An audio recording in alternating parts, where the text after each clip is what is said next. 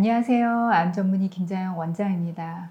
오늘은 제가 췌장암 환자분들에게 좀 희망이 될 수 있는 고용량 비타민C 연구 결과 2024년도에 나온 췌장암 4기 환자 대상으로요. 고용량 비타민C 이상 임상 연구 결과 발표된 게 있거든요. 그래서 이것을 소개하는 시간 가지려고 합니다. 이 연구 결과는요. 2024년 아이오와 대학에서 낸 연구 결과고요. 어떻게 연구를 진행했냐면 췌장암 4기 진단받은 환자 대상으로요. 이전에 어떤 치료도 받지 않은 환자.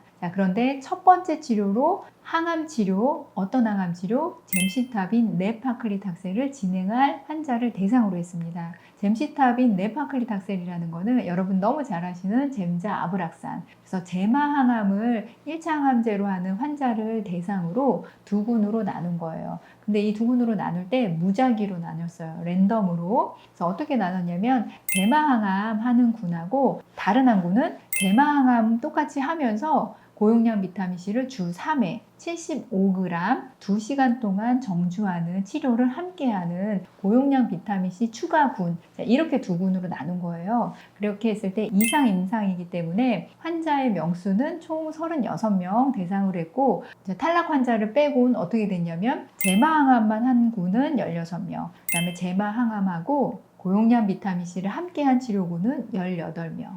재발할 때까지 이 치료를 이제 진행을 한 거예요. 자, 이랬을 때 이 치료에서 보고자 한 연구의 목적은 무엇이었냐면 1차 목적은 평균 생존율, 2차 목적은 무진행 평균 생존율. 자, 무진행 평균 생존율이라는 거는 재발하지 않고 몇 개월까지 갔는가 하는 그 평균 생존율을 이야기합니다. 그래서 이 두 가지 메인 목적을 가지고 연구를 진행을 했습니다. 자, 그리고 부가적인 또 다른 목적은 무엇을 보는 거였냐면 부작용. 이게 제마가 원래 했을 때 나오는 부작용들이 있잖아요. 이거에 비해서 더 큰 부작용이 나타났느냐, 삶의 질이 어떻느냐, 이것까지 평가하는 이상 임상 연구를 진행을 했습니다. 자, 그랬을 때 이 연구 결과 가장 중요한 1차 목적 결과 평균 생존율 어떻게 나왔냐면요. 고용량 비타민C 군에서의 평균 생존율이 훨씬 좋게 나왔어요. 그러니까 제마만 시행한 군에서의 평균 생존율은 8.9개월. 제마와 함께 고용량 비타민C를 주 3회 치료한 치료군에서는 평균 생존율이 16개월. 그래서 생존 위험도가 50% 이상 낮아지는 결과를 이 연구에선 보였습니다.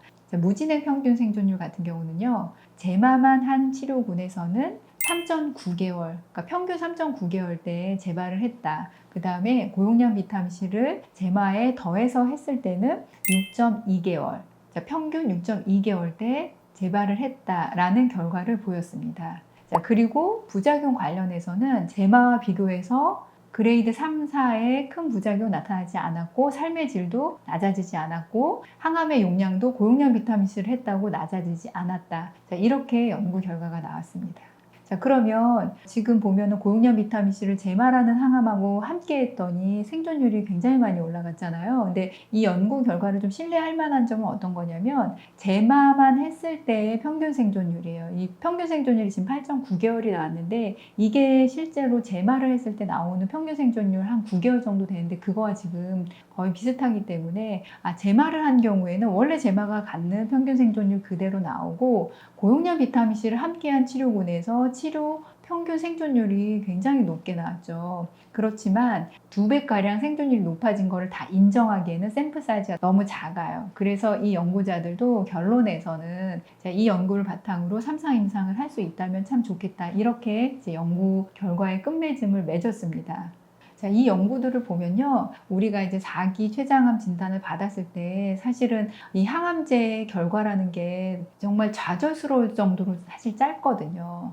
그러니까 여러분들 사실 믿기지가 않으실 거예요. 여러분들이 하는 첫 번째 항암이든 두 번째 항암이 평균 내성이 생기는 기간이 6개월이 사실은 채 안 돼요. 그다음 평균 생존율이 10개월이 채 안 돼요. 그래서 너무 성적이 지금 저조하기 때문에 이 치료 성적을 조금이라도 올릴 수 있는 게 있을까 했을 때 부작용을 더하지 않고 치료 성적이 올릴 수 있는 가능성에 대해서 이 저자들이 이전부터 고용량 비타민C가 특히 치료 효과를 올릴 수 있는 그 표준 치료에 대해서 첫째를 방사선 치료, 둘째는 항암 치료 중에 젬시타빈을 항상 이야기해 왔어요. 그래서 이제 이 췌장암 같은 경우도 젬시타빈하고 아브락산이란 항암을 할 때 같이 하는 이제 임상을 진행을 한 거고, 여러분들 중에서도 4기 환자분들 중에서 특히 잼시타빈 항암을 하는 경우에 이 고용량 비타민C를 또 고려해 볼 만할 것 같습니다.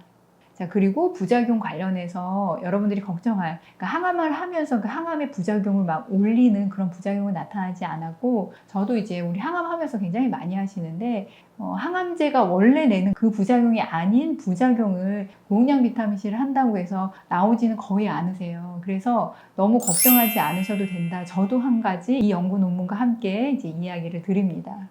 자, 그래서 결론적으로는 여러분들 중에서 잼시타빈 항암을 하실 때 그때 고용량 비타민C 4기 환자분들 고려해 볼 수 있다. 그리고 이 이상 임상이 그래도 희망적인 연구 결과를 보였기 때문에 환자분들이 보완 치료로 선택할 그런 여지를 또 주는 연구 논문이 되었다라고 말씀을 드리겠습니다. 그러니까 저도 지금 돌이켜 보면요. 항암제를 시작할 때 처음부터 고용량 비타민C를 함께 하신 분들이 내성이 생긴 시간은 대부분 제가 경험하기로는 1년이 넘어서였어요. 그러니까 꽤 오래 가신 거죠. 그러니까 우리가 완치를 목적으로 하지 않더라도 내성이 생기는 시간을 늘리는데도 일조를 하는 치료로 생각해 볼 만한 치료가 이제 고용량 비타민C다. 이렇게 말씀을 드립니다.